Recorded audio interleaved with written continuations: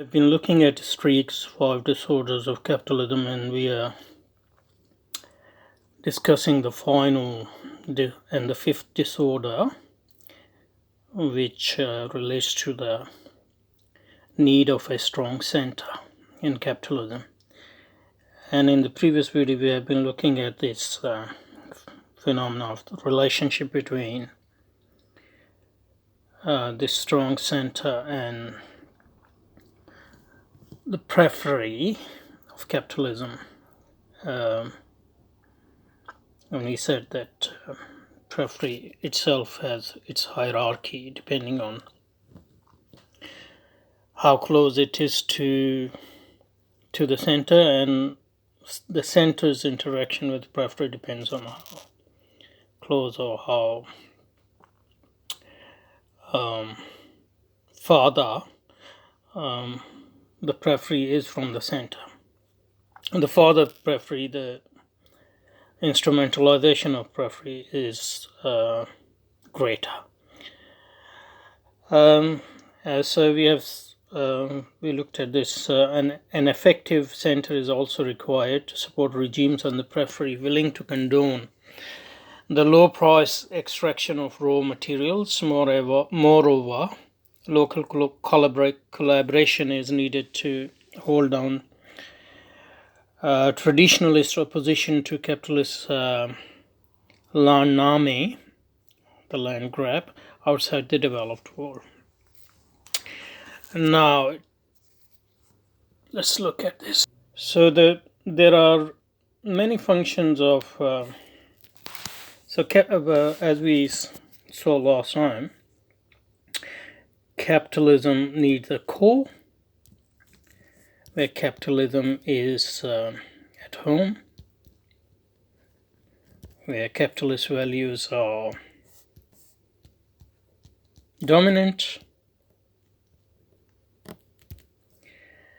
and where capitalist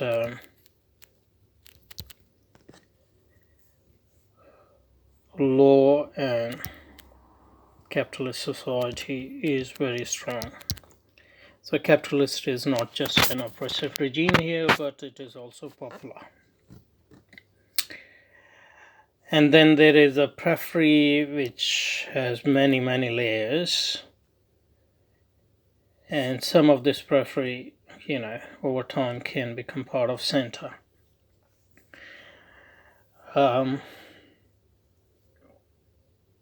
And the promise of capitalism is obviously that most of this periphery will one day, in the long run,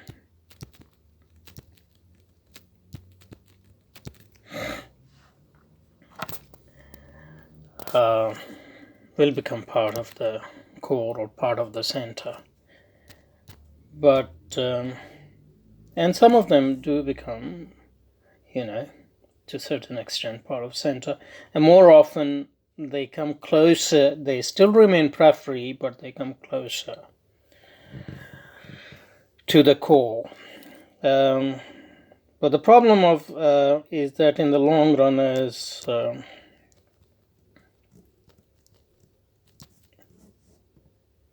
Keynes is supposed to have said, in the long run we are all dead. So this promise in the long run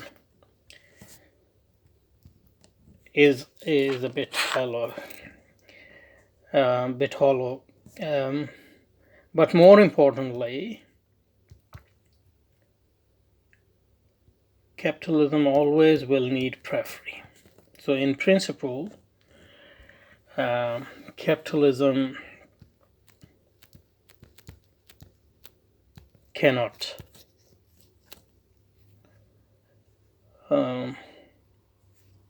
and this core and periphery even exists within the core.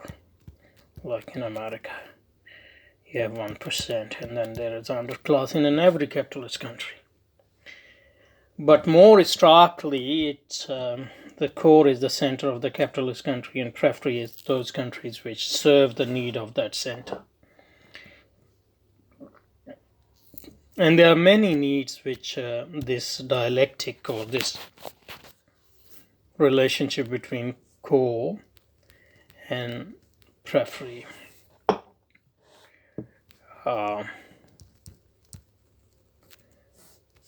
performs, and some of them have been mentioned by Streeck. So, for example, low wage regimes. So, the things can be produced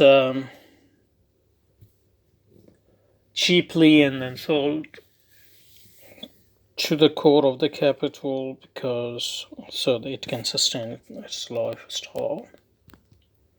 But in general, the distinction between core and periphery is needed for the extraction of resources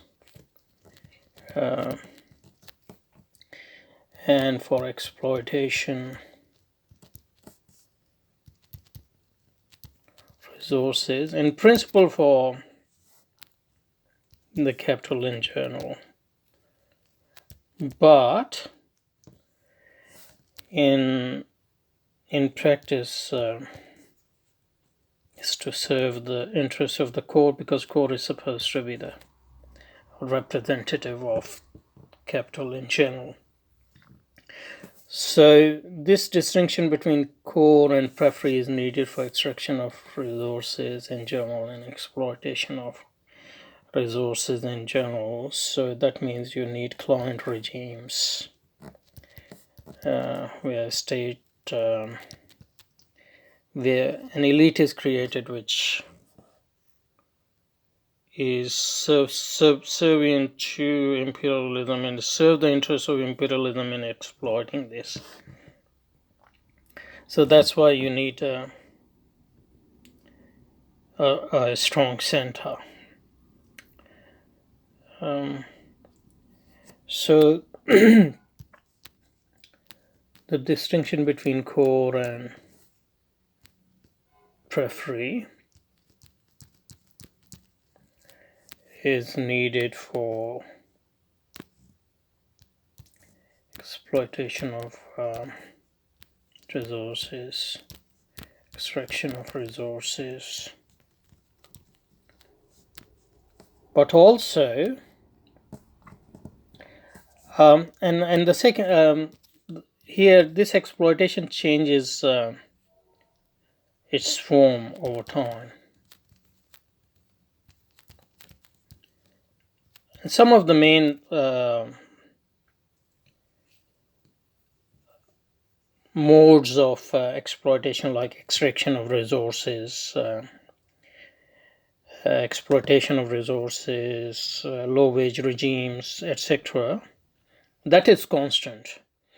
But as the needs of and the forms of the modes of capital change, dominant modes of exploitation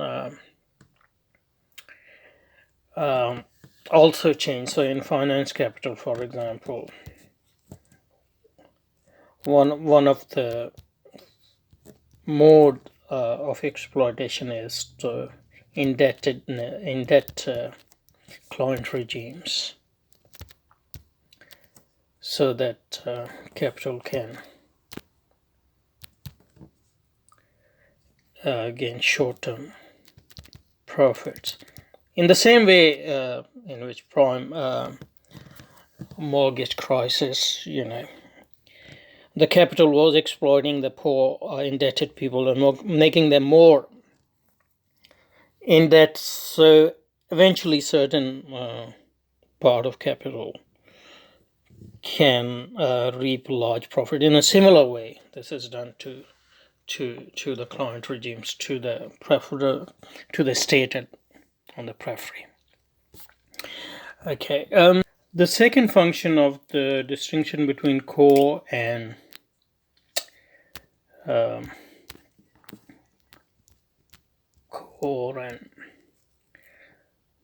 periphery is that the global economy, the global capitalist economy, as we saw before, generally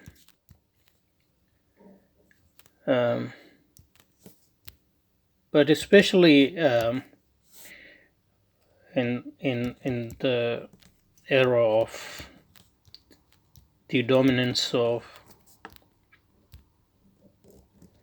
finance capital,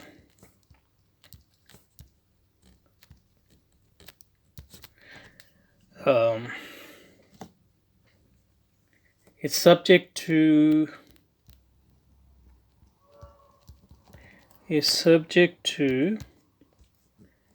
frequent violent upheavals. Last time we talked about the booms and busts in. So after boom there's the bust, so there's financial crisis of a general sort, like 1988 and then 2008, and the next one is coming. Everybody knows that, and a lot of capitalist sectors and countries make a lot of money out of this bust. So it's not just upheaval. So the distinction between core and periphery is needed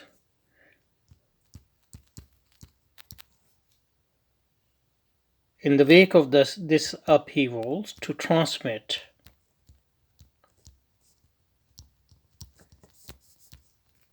those upheavals, the bad effects of them, from the core economy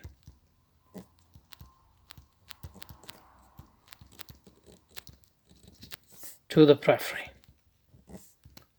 So in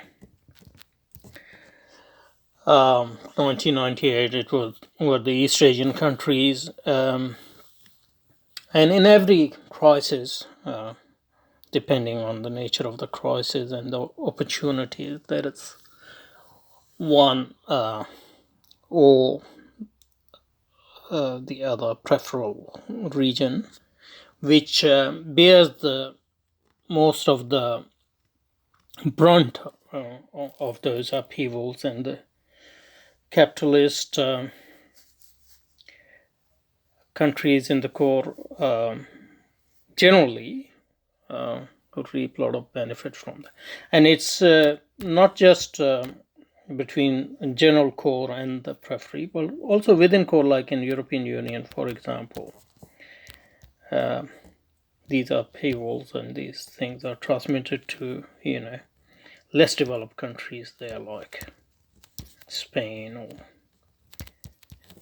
part of Italy, and more importantly Greece and all those things. And we are well aware of the sort of cruel game European Union have been playing with the Greek economy for a long time. Or it also happened like within America. Last time what happened was that most of the brunt of the 2008 crisis was basically borne by poor and low middle class, or even low middle class people, and the big companies and the big capitalists. They actually got a reward from the Fed and all that. In a similar way,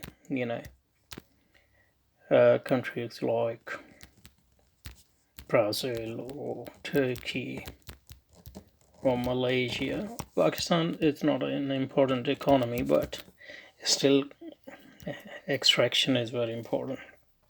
So they bear the brunt of a lot of those upheavals, which are frequent in the capitalist economy, especially in the era of financialized globalization. And the part of globalization, one of the reason of the globalization, especially the global neoliberal project, is just to make this transmission of upheavals from the core economy periphery, more technically justified and more legitimized through some core scientific or technical insight, pseudo-scientific and technically insight cooked up by economists who are basically priests of capitalism. Yeah, so this is the second reason why you need the distinction between core and in order to keep and sustain and constantly reproduce this distinction between periphery, core and periphery.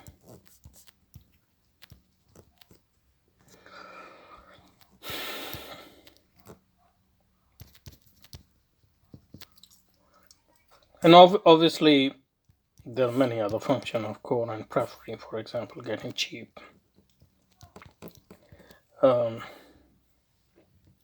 Expertise from periphery and the migration to the core to serve the interest of the core, etc. But in order to sustain this distinction, the center need military might,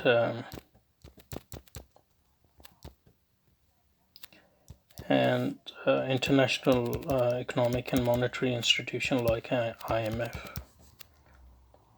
and other international institutions to implement policies which can sustain this regime of the distinction between core and periphery and ward off any resistance or opposition to this regime or any crush any emerging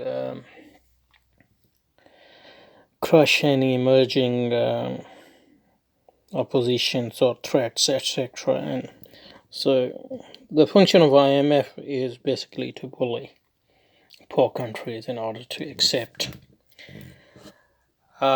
the economic conditions which are mainly to fulfill the need of the core to extract resources and transmit upheavals, and has nothing to do with so they need to be bullied because most of those policies are actually against their national economic interests.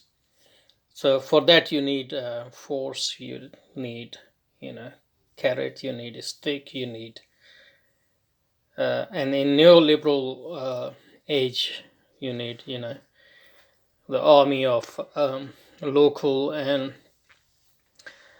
foreign pseudo experts to justify to the poor country that the societal economic policies are actually good for them. So you need military power and you need international regime. And Streeck's thesis is that this military power and international monetary and legal regime, which is basically sustained by American economic and military power, this is weakening. And obviously if this weakens, then the whole distinction between core and periphery would weaken, and that will result in the collapse of the capitalism as we know. And basically, there are three reasons why this is happening. The economic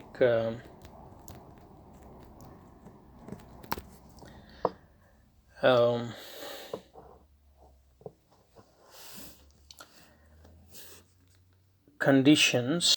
The main reason is the weak condition of the global economy and American economy, and the weakening of American military might in relative term, obviously.